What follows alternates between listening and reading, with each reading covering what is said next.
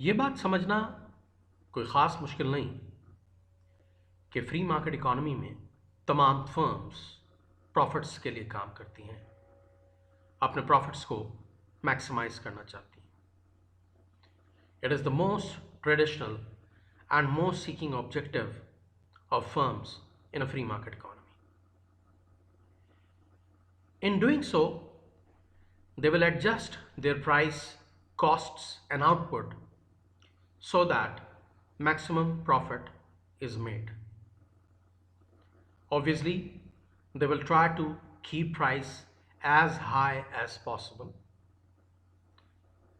They will try to minimize their per unit cost, and they will try to sell a higher level of output if they can keep the prices high. Otherwise, they will underproduce to keep prices high because their intention is to make maximum profits for them and the shareholders. Profit maximization का diagrammatically क्या मतलब है और firm के profits किस तरह maximise होंगे, वो अब हम इन दो डायग्राम्स के जरिए देखेंगे। जैसा कि I have already discussed that in order to maximize profits, firms will adjust their price, their output and their costs so that maximum profit is made. तो सबसे पहले हम ये देखते हैं कि ब्रेक इवन डायग्राम पर फर्म के प्रॉफिट्स कहाँ मैक्सिमाइज हो रहे हैं और किस तरह मैक्सिमाइज हो रहे हैं। सबसे पहले लेफ्ट हैंड साइड डायग्राम, जहां मैंने ब्रेक इवन डायग्राम बनाई हुई है टोटल कॉस्ट और टोटल रेवेन्यू को लेके, वहां सबसे पहले हम गौर करेंगे और उसको समझेंगे। You can see that there are two lines only, the total cost curve and the total revenue curve. Total revenue curve is initially upward sloping and then downward sloping. You already know that when we reduce price on a downward sloping straight line demand curve, initially total revenue will increase because at that range demand is elastic. But beyond a certain level, when we will reduce price further, total revenue would start to fall, and this would happen in a range where demand curve is relatively inelastic. तो हमें ये समझना कोई ऐसी मुश्किल बात नहीं है कि टोटल रेवेन्यू कर्व पहले अपवर्ड स्लोपिंग क्यों है और फिर डाउनवर्ड स्लोपिंग क्यों है। अपवर्ड स्लोपिंग इसलिए है कि किसी डाउनवर्ड स्लोपिंग डिमांड कर्व पर जब हम प्राइस कम करेंगे शुरू में, तो हायर प्राइसेस पर क्योंकि डिमांड इलास्टिक है इसलिए टोटल रेवेन्यू बढ़ेगा, लेकिन आगे चलकर डिमांड इनइलास्टिक होगी, इसलिए प्राइस कम करने से टोटल रेवेन्यू फॉल होगा। तो याद रखें, अगर कोई मोनोपोली है, अगर कोई फर्म इम्परफेक्ट मार्केट है, तो वो downward sloping straight line demand curve face कर रही होती है, और वहां पर हम ये बात करते हैं कि प्राइस कम होने से पहले टोटल रेवेन्यू बढ़ता है फिर कम होता है। दूसरी लाइन टोटल कॉस्ट कर्व की है। टोटल कॉस्ट जीरो से नहीं शुरू हो रही क्योंकि fix cost is always there. Total cost upward sloping है क्योंकि जाहिर बात है कि जैसे जैसे आउटपुट बढ़ेगा टोटल कॉस्ट बढ़ेगी, और टोटल कॉस्ट कर्व आगे जाकर स्टीपर हो रहा है। उसकी वजह यह है कि शॉर्ट रन में डिमिनिशिंग मार्जिनल रिटर्न्स एंटर हो जाएंगे, जिसकी वजह से वेरिएबल कॉस्ट तेजी से बढ़ने लगेगी और आउटपुट उतनी तेजी से नहीं बढ़ रहा होगा, जिसकी वजह से टोटल कॉस्ट तेजी से बढ़नी शुरू हो जाएगी।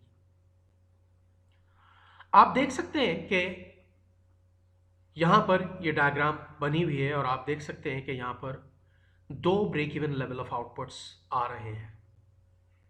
एक ब्रेक इवन से प्रॉफिट शुरू हो रहा है Q1 से, और दूसरे ब्रेक इवन पर खत्म हो रहा है। दूसरा ब्रेक इवन मैंने लेबल नहीं किया हुआ है, लेकिन आप देख सकते हैं कि टोटल कॉस्ट और टोटल रेवेन्यू कर्व दो जगह इंटरसेक्ट कर रहे हैं। पहली इंटरसेक्शन से प्रॉफिट शुरू हो रहा है क्योंकि टोटल रेवेन्यू टोटल कॉस्ट से ऊपर आ रहा है, जबकि दूसरी इंटरसेक्शन पर टोटल रेवेन्यू और टोटल कॉस्ट इक्वल हो गए और उसके बाद फर्म को लॉस शुरू हो रहा है। तो एक्चुअली जो प्रॉफिट हो रहा है फर्म को, वो पहले ब्रेक इवन से दूसरे ब्रेक इवन तक हो रहा है, लेकिन हमें साफ नजर आ रहा है कि मैक्सिमम प्रॉफिट्स उसे क्वांटिटी क्यू पर मिल रहे हैं, क्योंकि आप देख सकते हैं कि at quantity Q there is maximum gap between total revenue and total cost curve. अगर फर्म क्यू से आउटपुट को कम करेगी तब भी प्रॉफिट्स का गैप श्रिंक हो रहा है, और क्यू आउटपुट से आउटपुट को बढ़ाएगी तब भी प्रॉफिट्स का गैप श्रिंक हो रहा है। आप देख सकते हैं कि क्वांटिटी क्यू पर A B is the maximum gap between the total revenue and total cost, जबकि अगर हम आउटपुट को उससे कम करें तो you can see E F is smaller than A B, और अगर हम आउटपुट को बढ़ाएं तो आप देख सकते हैं कि C D is smaller than A B. तो we can clearly see that highest level of profits is at output Q, where there is biggest gap between the total revenue and total cost curve, and that gap is AB. So whenever a firm is producing at an output on its break-even chart where there is biggest gap between total revenue and total cost curve beyond the first break-even level of output and before the second break-even level of output, then the firm is maximizing its profits.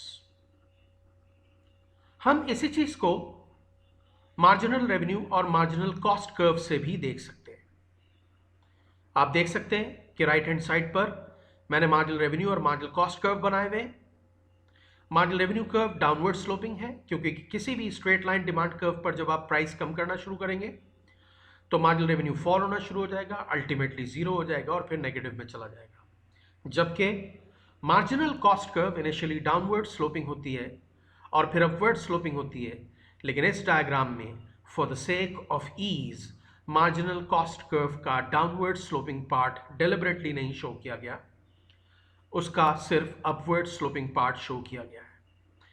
आप देख सकते हैं कि marginal cost का मतलब है addition to total cost, जबकि marginal revenue का मतलब है addition to total revenue.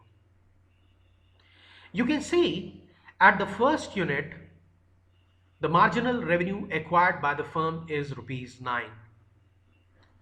It would be seen from the marginal revenue curve. And the additional cost, marginal cost at the first unit is rupees 1, which means that 9 minus 1, 8 rupees additional profit is being made.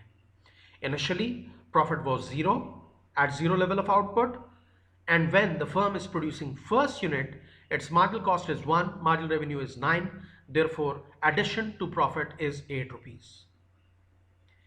When the firm will produce second unit, addition to cost is rupees 2 and addition to revenue is rupees 8, which means that addition of 6 rupees profits is being made. At the third unit, marginal cost is 3, which means addition to cost is 3, and marginal revenue is 7, which means addition to revenue is 7. Then 7 minus 3 is 4, addition to profit is 4.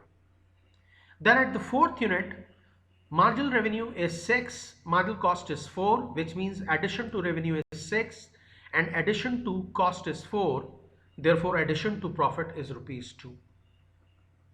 At the fifth unit, marginal cost is rupees 5 and marginal revenue is also rupees 5, which means addition to cost and addition to revenue is both equal, therefore no profit is being made on fifth unit, which means that there is an addition of 0 profits when the firm is producing fifth unit, which means that no further profits can be made now, because whatever addition to profit was possible, it has already been done or it has already been made.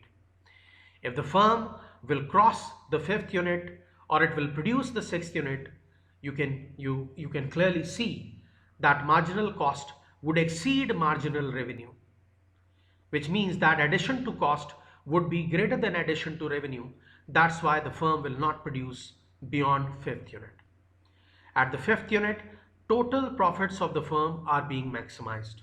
Mind it that at the fifth unit there is no profit, but by producing 5 units, the firm's profits are being maximized. Initially 9 minus 1 8, then 8 minus 2 6, then 7 minus 3 4, then 6 minus 4 2, and then 5 minus 5 0. So there were continuously their addition to profits, but at the fifth unit there is an addition of zero profit. That's why the firm will stop there and will not produce any further, because if the firm will produce further, then the addition to cost will exceed addition to revenue. So at the intersection of marginal revenue and marginal cost curves, profits are maximized. So if we want to see from the marginal analysis, then a firm's profits are maximized when marginal revenue curve is intersecting marginal cost curve, or marginal revenue is equal to marginal cost. However, on a break-even diagram, the profits are maximized when the firm is producing at the maximum gap between total revenue and total cost curve, beyond the first break-even level of output and below the second break-even level of output. I hope you understand. अच्छा जी, अब हम ज़रा ये देखना चाहेंगे कि why profit maximization will sometimes not be possible, or why not will it be a good option. क्यों बास टाइम ऐसा होगा कि फर्म्स अपने प्रॉफिट्स को मैक्सिमाइज नहीं कर पाएंगी, या यूं कह लें कि दूसरे लफ्ज़ों में कि क्यों फर्म के लिए प्रॉफिट मैक्सिमाइजेशन उसका ऑब्जेक्टिव नहीं होगा बास टाइम। इस बात को समझने के लिए हमें आगे स्लाइड्स पर फोकस करना होगा। इस बात को समझ लीजिए कि ऑब्जेक्टिव्स ऑफ बिजनेस पर CIE अक्सर 25 मार्क्स का क्वेश्चन बनाती है। एक क्वेश्चन ये था कि discuss whether profit maximization is always possible and a desirable objective of a firm, और ये 25 मार्क्स का दे दिया था ये क्वेश्चन, और उसमें आपने प्रॉफिट मैक्सिमाइजेशन की लिमिटेशंस बतानी थी, और फिर ये बताना था कि क्यों बास टाइम फर्म प्रॉफिट्स को मैक्सिमाइज नहीं करना चाहेगी। तो कंप्लीट ऑब्जेक्टिव्स ऑफ बिजनेस पर यह क्वेश्चन बनता है, तो इसलिए सिर्फ प्रॉफिट मैक्सिमाइजेशन को समझ लेना काफ़ी नहीं है। फर्म्स क्यों बास टाइम अपने प्रॉफिट्स को मैक्सिमाइज नहीं कर पाएंगी या नहीं करेंगी, इस चीज़ को कंसिडर करते हैं हम आगे अपने टॉपिक में। Firms in real life use accounting cost concepts in their whole accounting process. They do not take opportunity cost or implicit cost into account. Implicit cost is the opportunity cost of diverting a resource from one use to another use. कि किसी use से निकाल कर जब आप किसी दूसरे use में अपनी रिसोर्सेस को लगा रहे हैं, तो वो जो पिछले यूज से मिलने वाला रेवेन्यू था वो अब नहीं मिलेगा, वो आपकी इम्प्लिसिट कॉस्ट है। अब हमें मालूम है कि अकाउंटिंग में ऐसा पॉसिबल नहीं है कि वो ये करें कि फिक्स कॉस्ट और वेरिएबल कॉस्ट्स के अलावा इम्प्लिसिट कॉस्ट को भी शामिल करें, कि जी ये पैसा अगर हमने यहाँ लगाया है तो अगर वहाँ लगाते तो उससे जो रिटर्न मिलता तो उसको भी वो कॉस्ट में शामिल करेंगे। तो वो अकाउंटेंसी उस चीज़ को एक्सेप्ट नहीं करेगी, अकाउंटिंग रूल्स उस चीज़ को एक्सेप्ट नहीं करेंगे। ये और बात है कि इम्प्लिसिट कॉस्ट आगे चल के फाइनेंस वगैरह में उसकी रियलाइजेशन तो होती है कि उसको क्या कहते हैं कंसिडर करना इम्पॉर्टेंट है, लेकिन यूजुअली जो फर्म्स कॉस्ट्स कंसिडर कर रही होती हैं वो सिर्फ फिक्स कॉस्ट और वेरिएबल कॉस्ट वगैरह कंसिडर कर रही होती हैं। Opportunity cost of diverting a resource from one use to another को वो कंसिडर नहीं कर रही होगी। और फिर इकोनॉमिक्स के पॉइंट ऑफ व्यू से अगर इम्प्लिसिट कॉस्ट सारी कॉस्ट्स में ऐड नहीं की जा रही, तो इसका मतलब है कि टोटल कॉस्ट्स कंसिडर की ही नहीं जा रही, और जब टोटल कॉस्ट अकाउंट में नहीं ली जा रही तो फिर इकोनॉमिक प्रॉफिट्स कैसे मैक्सिमाइज हो सकते हैं। इसलिए इन रियल लाइफ क्योंकि इम्प्लिसिट कॉस्ट को कंसिडर नहीं कर रहे होते अकाउंटेंट्स, इसलिए profit maximization in the language of economics or in the sense of economics is not possible. अगर आप implicit cost नहीं शामिल कर रहे होंगे तो आप अपने प्रॉफिट्स को ओवरस्टेट कर रहे होंगे, और as a result real terms में प्रॉफिट्स मैक्सिमाइज नहीं हो रहे होंगे। Firms cannot precisely know their demand curves and hence do not know their marginal revenue curves. They only know the price and its respective quantity demanded at which they are currently selling. For finding out the overall demand curve, they must have an idea about the PED of their demand curve, which is not that simple to find out. क्या मतलब है जनाब इस बात का? बात बड़ी simple है। क्या रियल लाइफ में कोई फर्म 100% ये प्रिडिक्ट कर सकती है कि किस प्राइस पर वो कितनी क्वांटिटी बेचेगी? आमतौर से 100% अपनी पीईडी की, प्रोडक्ट की पीईडी के बारे में तो किसी भी फर्म को अंदाजा नहीं है। और जब पीईडी के बारे में, प्राइस इलास्टिसिटी ऑफ डिमांड के बारे में अंदाजा नहीं है, तो वो किस तरह प्रिडिक्ट कर सकती है कि किस क्वांटिटी पर, किस प्राइस पर कितनी क्वांटिटी बिकेगी? और जब उसे नहीं पता कि किस प्राइस पर कितनी क्वांटिटी बिकेगी, तो डिमांड कर्व किस तरह आएगा? और जब डिमांड कर्व नहीं बनाया जा सकता, तो उसके बेस पर मार्जिनल रेवेन्यू कर्व किस तरह डिराइव किया जा सकता है? इसलिए यूजुअली तो इस तरह डायग्राम्स बनाकर, marginal revenue, marginal cost curves बनाकर profit maximising level of output ढूंढना रियल लाइफ में पॉसिबल नहीं है, क्योंकि डिमांड कर्व 100% प्रेडिक्टेबल नहीं है, क्योंकि किसी भी फर्म को एग्जैक्टली नहीं पता कि किस प्राइस पर कंज्यूमर्स कितना डिमांड करेंगे। और जब डिमांड कर्व का नहीं पता, तो मार्जिनल रेवेन्यू कर्व का नहीं पता, और फिर मार्जिनल एनालिसिस के जरिए, डिसीजन मेकिंग एट मार्जिन के जरिए किस तरह ये फैसला किया जाएगा कि profit maximising level of output क्या है। अपनी पिछली ही बात को कंटिन्यू करते हुए कि डिमांड कर्व को प्रिडिक्ट करना पॉसिबल नहीं, क्योंकि प्राइस इलास्टिसिटी ऑफ डिमांड को 100% प्रिडिक्ट करना पॉसिबल नहीं है, उसकी एक वजह और भी है। डिमांड कर्व को इसलिए भी नहीं प्रिडिक्ट किया जा सकता कि हमें नहीं पता कि प्राइस चेंज करने से दूसरी फर्म्स किस तरह रिस्पॉन्ड करेंगी। अगर फर्ज करें कि कोई फर्म आइसोलेशन में हो, तो वो शायद किसी हद तक ये अंदाजा लगा सके कि किस प्राइस पर कितनी क्वांटिटी डिमांड करेंगे कंज्यूमर्स। लेकिन अगर मैं ऐसी मार्केट की बात करूं जहां दूसरी फर्म्स ऑलरेडी मौजूद हैं, मिसाल के तौर पर हम जब ऑलिगोपोली की बात करते हैं, जहां फ्यू लार्ज फर्म्स होती हैं और जहां हमें पता है कि प्राइस चेंजेस को दूसरी फर्म्स फौरन रिस्पॉन्ड करती हैं, और एक्चुअली आप कितनी डिमांड किस प्राइस पर फेस करेंगे वो उन फर्म्स के रिस्पॉन्स पर भी डिपेंड करेगा, तो फिर तो ऑब्वियसली डिमांड कर्व को एग्जैक्टली प्रिडिक्ट करना पॉसिबल नहीं होगा। मिसाल के तौर पर आप ये अज्यूम करते हैं कि प्राइस 10% कट बैक करने से आप 20% increase in quantity demand face करेंगे, लेकिन अगर उन्हीं दिनों कोई दूसरी फर्म आपसे ज़्यादा प्रोपोर्शन से प्राइस कट कर देती है, 20% का डिस्काउंट दे देती है, तो हो सकता है कि आप उतना इंक्रीज इन डिमांड ना फेस करें जितना आप एक्सपेक्ट कर रहे थे, बल्कि हो सकता है कि डिक्लाइन भी हो जाए डिमांड। इसलिए डिमांड कर्व को प्रिडिक्ट करना और उसके बेस पे मार्जिनल रेवेन्यू कर्व को प्रिडिक्ट करना इसलिए भी पॉसिबल नहीं है कि जब आप कोई प्राइसिंग डिसीजन ले रहे हैं तो उस पर दूसरी फर्म्स रिस्पॉन्ड कर रही हैं, और दूसरी फर्म्स जिस तरह रिस्पॉन्ड करेंगी उसके ऊपर डिपेंड करेगा कि आप कितनी डिमांड फेस करेंगे। इसलिए again, demand curve is not that predictable, and when demand curve is not predictable, how we can derive the marginal revenue curve out of that.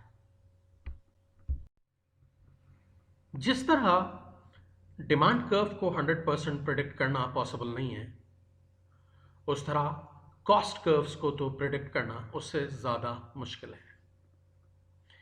हमें पता है कि prices of factors of production static नहीं रहती, change होती रहती हैं। Factors of production की प्रोडक्टिविटीज स्टैटिक नहीं रहती, चेंज होती रहती हैं।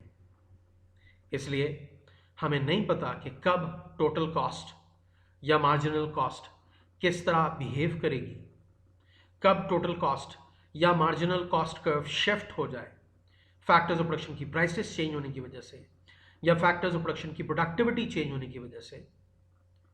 इसलिए भी profit maximising level of output real life में तलाश करना पॉसिबल नहीं है। भाई देखिए ना, सिंपल सी बात है कि आपने अपनी कॉस्ट ऑफ प्रोडक्शन प्रिडिक्ट की इस बेस पे कि फॉर एग्जांपल कोई रॉ मटेरियल सर्टेन प्राइस पर मिल रहा था, उस प्राइस पर लेकर आपने अपनी कैलकुलेशंस की और टोटल कॉस्ट कर्व या मार्जिनल कॉस्ट कर्व वगैरह तमाम कॉस्ट कर्व्स बनाए।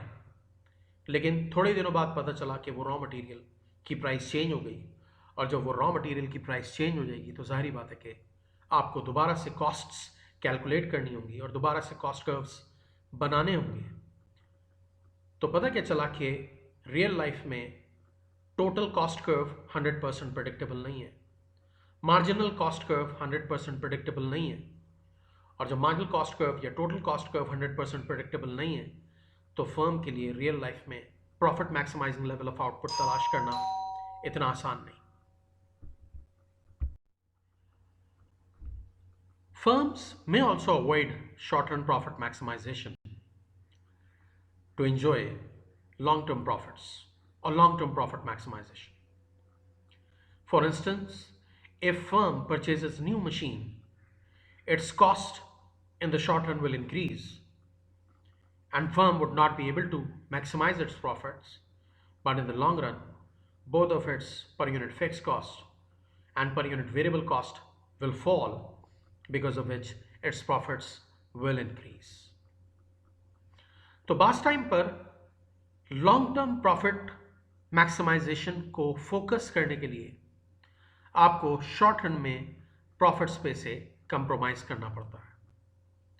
शॉर्ट रन में बास टाइम आपको अपनी बाज कॉस्ट्स बढ़ानी पड़ जाएंगी ताकि आपके प्रॉफिट्स लॉन्ग टर्म में और ज़्यादा मैक्सिमाइज हो सकें। फॉर एग्जाम्पल, अगर आप टेक्नोलॉजी एक्वायर करते हैं, फॉर एग्जाम्पल आपके कॉम्पिटिटर्स ने अगर कोई टेक्नोलॉजी एक्वायर की है तो वो आपको भी करनी पड़ेगी। अगर कोई कॉम्पिटिटर ने कोई new method of production launch start किया है, वो कॉस्ट बढ़ा के आपको भी करना पड़ेगा, और आपका focus long term profit maximization पे होगा। फिर शॉर्ट टर्म में आप बास टाइम पर अपने प्रॉफिट्स को मैक्सिमाइज नहीं कर पाएंगे।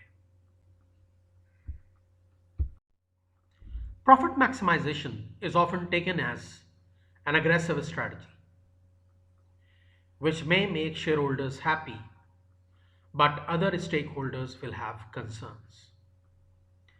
जाहिर बात है कि प्रॉफिट मैक्सिमाइजेशन के लिए आपको प्राइस हाई रखनी पड़ेगी, आउटपुट को बास टाइम अंडर प्रोड्यूस करना पड़ेगा, और कॉस्ट्स को मिनिमाइज करने के लिए अक्सर दूसरे स्टेक होल्डर्स के इंटरेस्ट पर कंप्रोमाइज करना पड़ेगा।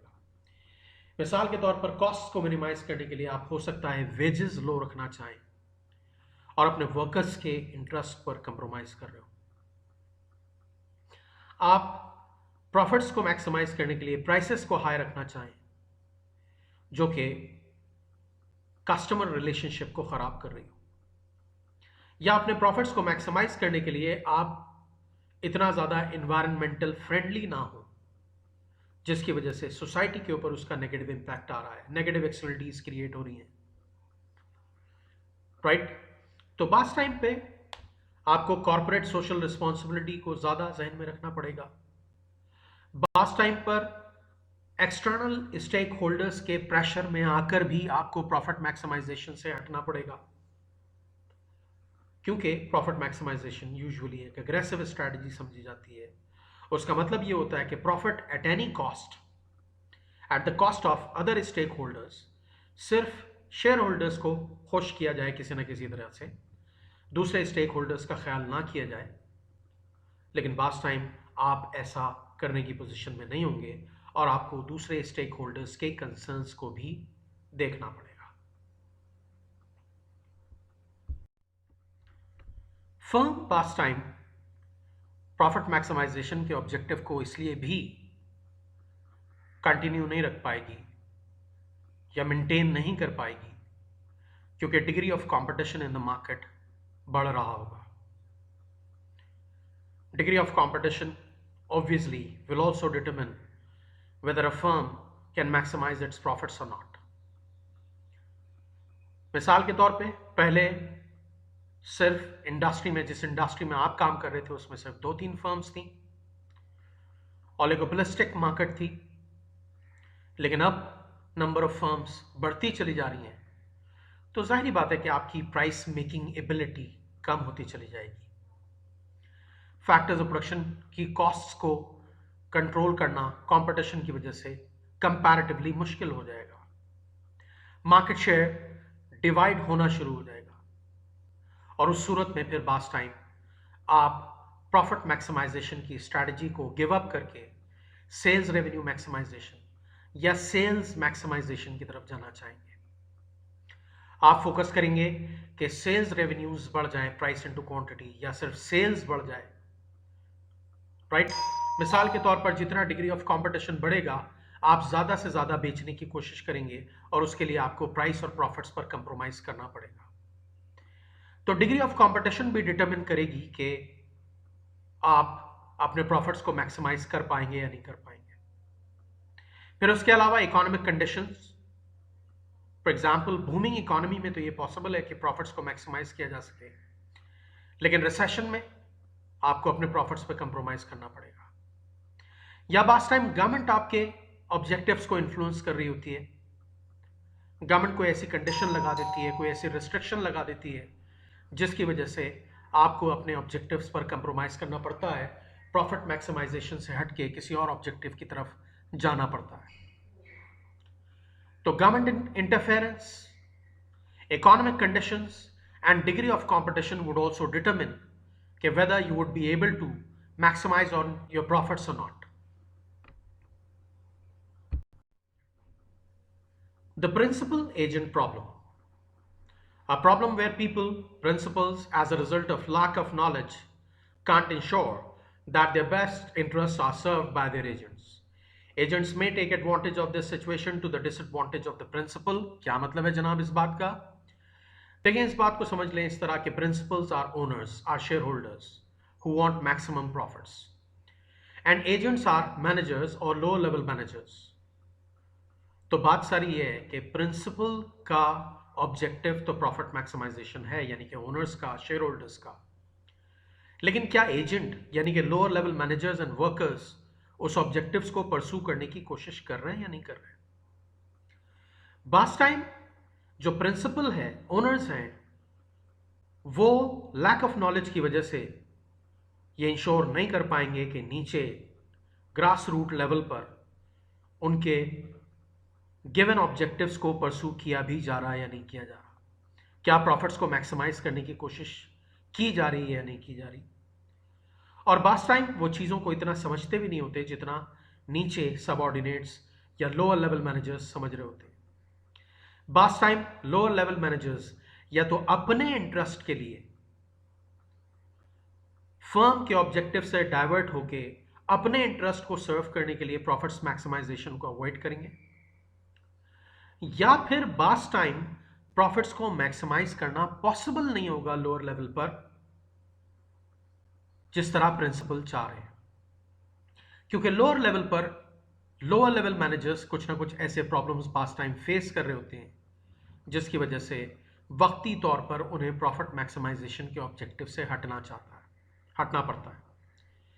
मिसाल के तौर पर किसी ब्रांड के आउटलेट पर कोई कस्टमर कंटिन्यूसली वहां से बाय करता है, और उस कस्टमर को इंटैक्ट रखने के लिए उस शोरूम पर, उस आउटलेट पर लोअर लेवल जो मैनेजर्स हैं वो बास टाइम कंपनी पॉलिसीज से डिविएट करेंगे ताकि लॉन्ग टर्म में वो कस्टमर वहां मेंटेन रहे और क्या कहते हैं लॉन्ग टर्म प्रॉफिट्स मैक्सिमाइज हो। मिसाल के तौर पर किसी आउटलेट पर लेट सपोज रिफंड की पॉलिसी नहीं है, लेकिन वो एक ऐसा कस्टमर है जो कंटिन्यूसली आता है और बहुत ज़्यादा ख़रीदता है, उसकी वजह से बहुत ज़्यादा सेल्स होती हैं फर्म की। अब अगर किसी वक्त किसी एक यूनिट के लिए उसको रिफंड के लिए मना किया गया तो वो कस्टमर लूज हो सकता है, वो चला जाएगा। नतीजतन ये कि उसको फेवर करने के लिए लोअर लेवल पर मैनेजर्स या एजेंट्स कुछ ना कुछ काम करके उसके इंटरेस्ट को सर्व करेंगे ताकि लॉन्ग टर्म में वो कस्टमर मेंटेन रहे, और बास टाइम उन्हें कंपनी पॉलिसी से हटना पड़ेगा।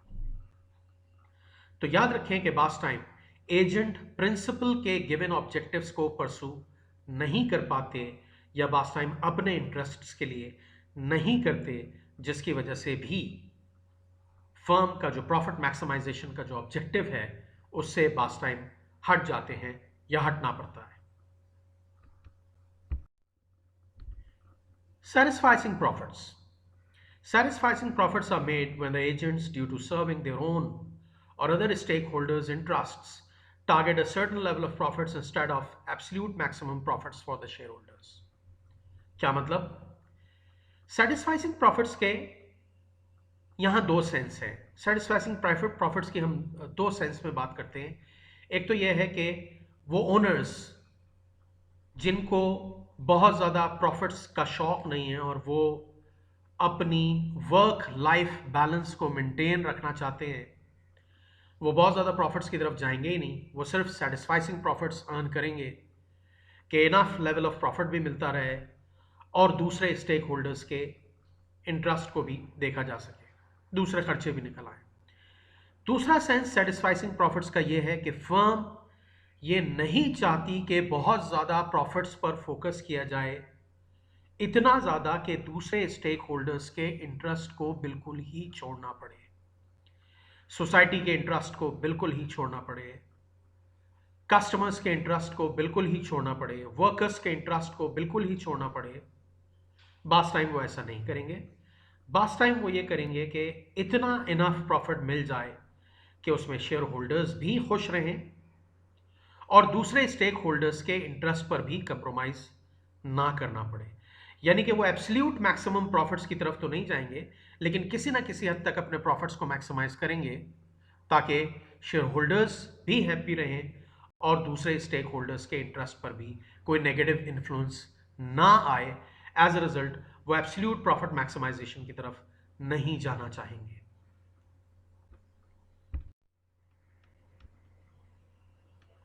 Cost plus pricing. One way of setting a price is cost plus pricing or the markup pricing. Firm will decide the percentage of profit on the basis of per unit cost. Per unit cost will be calculated by adding the AFC and AVC, and a profit markup will be added on that. What markup will the firm charge depends on whether it wants to have maximum profit or a target level of profit and the market conditions which it is facing. आमतौर से again वही बात कि आमतौर से क्या हो रहा होता है कि डिसीजन मेकिंग अकाउंटेंट्स के हाथ में होती है फर्म्स में, इकोनॉमिस्ट्स के हाथ में नहीं होती, और वो इम्प्लिसिट कॉस्ट्स को काउंट नहीं कर रहे होते। वो सिर्फ ये देख रहे होते हैं सिंपली कि पर यूनिट कॉस्ट क्या आ रही होती है और उसके ऊपर मार्कअप सेट करके प्राइस सेट कर देते हैं। वो बस ये देख रहे होते हैं कि पर यूनिट प्रॉफिट कितना मिल रहा है, वो टोटल प्रॉफिट पर उनकी इतनी कंसिडरेशन नहीं होती। सिंपली जो फिक्स कॉस्ट आ रही है, जो वेरिएबल कॉस्ट आ रही है, उसे ऐड किया, आउटपुट पे डिवाइड किया, per unit fix cost, per unit variable cost आ गई, उसको ऐड कर लिया और जो मार्कअप फर्म को चाहिए, जो टारगेट मार्कअप चाहिए, वो उस पर ऐड किया और डिवाइड कर लिया यूनिट से, तो प्राइस आ जाएगी। नतीजा क्या निकला कि फर्म सिर्फ ये देख रही होती है कि पर यूनिट प्रॉफिट कितना मिल रहा है। ज़्यादातर केसेस में वो टोटल प्रॉफिट्स को मैक्सिमाइज करने को फोकस नहीं कर रहे होते, और इकोनॉमिक सेंस में जो प्रॉफिट मैक्सिमाइजेशन का सेंस है वो उनकी नज़र में भी नहीं होता। वो तो ये देख रहे होते हैं कि पर यूनिट मार्कअप ज़्यादा हो और ज़्यादा से ज़्यादा यूनिट्स बिकें, और वही उनके लिए प्रॉफिट मैक्सिमाइजेशन होती है। वो मार्जिनल रेवेन्यू और मार्जिनल कॉस्ट कर्व्स के जरिए profit maximising level of output नहीं तलाश कर रहे होते। सिर्फ कॉस्ट प्लस प्राइसिंग ही मेजॉरिटी केसेस में हमें नजर आ रही होती है। तो फिर पता क्या चला कि in deciding their output and price firms don't use MCNMR concepts in reality. They do not make any marginal cost curve. They do not draw any marginal revenue curve. They do not find out the profit maximizing level of output with the marginal revenue and marginal cost curve. Actually, they reach the profit maximizing level of output through trial and error.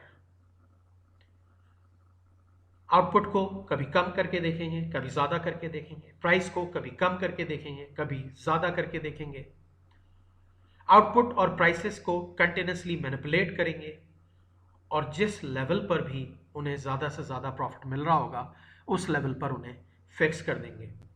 तो आमतौर से firms जब decision making करती हैं तो जो decision उनके profits को बढ़ा रहा है उसको कंटिन्यू रखेंगे, जो डिसीजन उनके प्रॉफिट्स को कम कर रहा है उसको डिसकंटिन्यू करेंगे।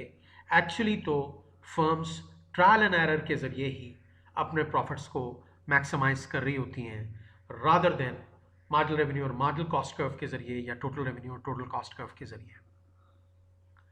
आई होप कि ये सारी बातें आपकी समझ में आई हों। अगर आपको ये वीडियो पसंद आए, आपके लिए काम की हो, तो याद रखें कि दूसरों के भी काम आएगी। इसका मतलब है ये अपने दोस्तों को, दूसरे टीचर्स को सजेस्ट करें कि इस वीडियो को वॉच करें। यूट्यूब पर इसे लाइक करें, शेयर करें और सब्सक्राइब करें मेरा चैनल फर्दर वीडियोस के लिए। Thank you very much for watching this long video. लेकिन इसने आपके कॉन्सेप्ट्स को यकीनन बहुत ज़्यादा कंसोलिडेट किया होगा। I am sure about that.